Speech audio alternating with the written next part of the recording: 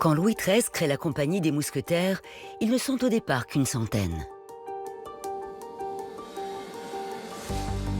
Le roi veut des soldats d'élite triés sur le volet, des hommes formés aux meilleurs combats militaires. Dans le roman de Dumas, le premier défi de D'Artagnan est d'intégrer ses troupes de choc. Il est jeune, noble, désargenté et gascon. Louis XIII, en 1622, insiste beaucoup sur la nécessité de peupler ce corps de soldats aguerris. Et donc, on va prendre énormément de ces fameux cadets de Gascogne, dont D'Artagnan, en fait, a fait partie. Le parcours de D'Artagnan est assez représentatif de celui des jeunes gentilshommes venus de leur province, qui entrent au service du roi et qui vont faire carrière. Pour être mousquetaire, il est important pour les jeunes nobles d'avoir suffisamment d'argent pour subvenir à leurs besoins quotidiens. Quand on entre dans la compagnie des mousquetaires, le roi ne fournit que 3 choses. L'uniforme, donc la casaque, puis la soubreveste, le mousquet et le logement. Le cheval, qui est obligatoire, puisque ce sont des fantassins montés, est à la charge du mousquetaire, ainsi que sa nourriture quotidienne, ainsi que tout le reste de ses besoins vestimentaires. Mais plus que l'argent, il faut posséder un véritable réseau d'influence. On n'entre pas au mousquetaire sans être recommandé par quelqu'un, en général par un noble, un ministre ou autre. Et pour cela, il est aussi préférable d'être gascon. Mais pourquoi cette préférence pour une région de France aussi éloignée du pouvoir? Tout simplement parce que le père de Louis XIII, Henri IV, était lui-même gascon. Alors, pour s'assurer la loyauté de ceux qui le protègent, il avait pour habitude de prendre des gentilshommes de sa région. Une habitude qui allait perdurer. Il y a quasiment une mafia gasconne à Paris, c'est-à-dire que les Gascons vont faire venir leurs cousins, leurs frères, leurs parentèles. Dès qu'il y a un poste intéressant au niveau de l'armée, on fait venir des Gascons. Avant d'intégrer l'unité d'élite, les jeunes hommes doivent idéalement avoir servi dans l'armée. Ils doivent maîtriser l'équitation, mais aussi la danse, tant pour le maintien du corps que pour tenir son rang. Il faut savoir être un homme de salon, un homme de réputation, donc on doit savoir danser. Et bien sûr, le maniement de l'épée. L'escrime est indissociable de la vie d'un mousquetaire. Les combats sont fréquents, les mousquetaires sont des gentilshommes, l'honneur c'est une question très délicate, alors là on le voit, pour le coup, Dumas réussit à restituer dans leur roman un écrin historique tout à fait cohérent. On se bat pour un oui ou pour un non. Le baudrier de Porthos qui est dévoilé, le mouchoir d'Aramis, tout ça c'est tout à fait cohérent. On se bat pour l'honneur. Tant pis si on meurt. Mais contrairement au duel de Dumas, qui fait le spectacle en les étirant de rebondissements en coups de théâtre, dans la réalité, les duels sont beaucoup plus rapides. Ils durent moins d'1 minute, car le seul but est de vaincre l'adversaire au plus vite. Quand le mousquetaire doit défendre son honneur dans des circonstances type un duel, etc., on va chercher une épée spécifique, qui est ceci. Toujours une forte garde, mais surtout une lame très très longue, qui peut dépasser 1,30 m, voire 1,40 m. Alors là, il n'y a plus de tranchant, c'est véritablement un poinçon, il y a juste la pointe qui va rentrer en jeu. Il faut évidemment que la main soit protégée, parce que tous les coups arrivent là contre la main.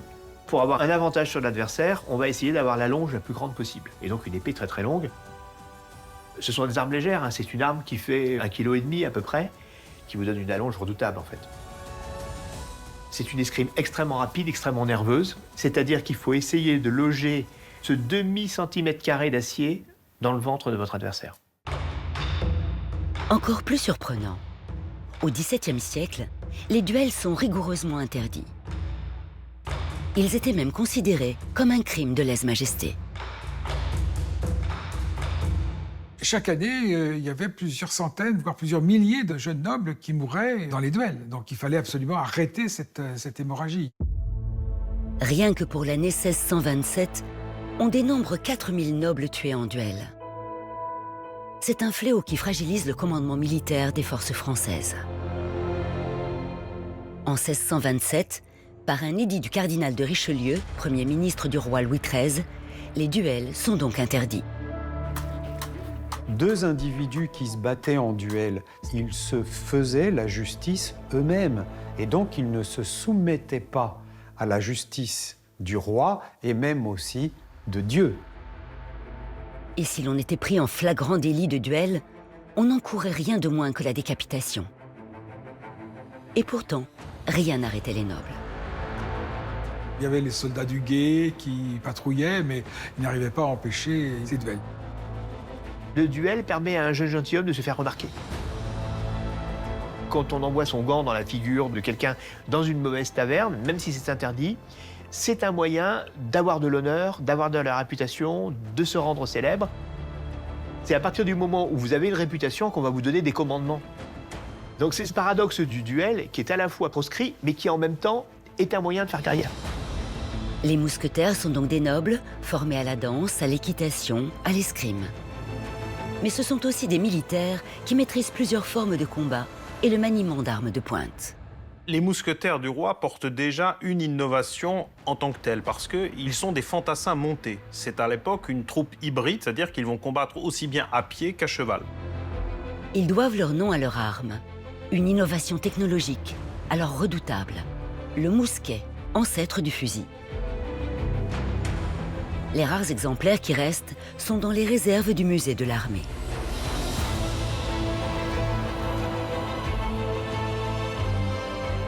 Les mousquetaires combattent toujours à pied, avec cette arme à feu de très grande taille, de très gros calibre.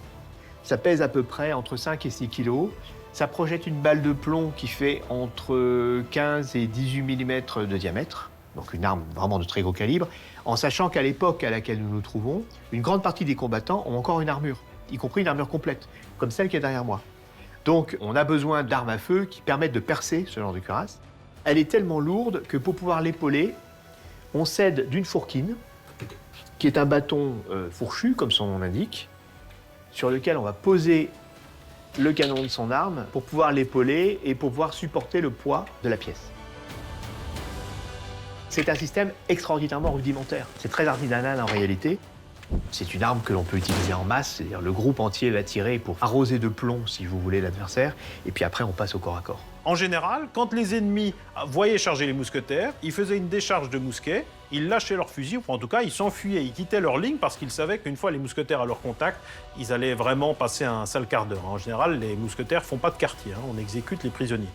Ce qui n'est d'ailleurs pas offensant, dans l'esprit de l'idéal nobiliaire, le vainqueur a droit de vie et de mort sur son prisonnier.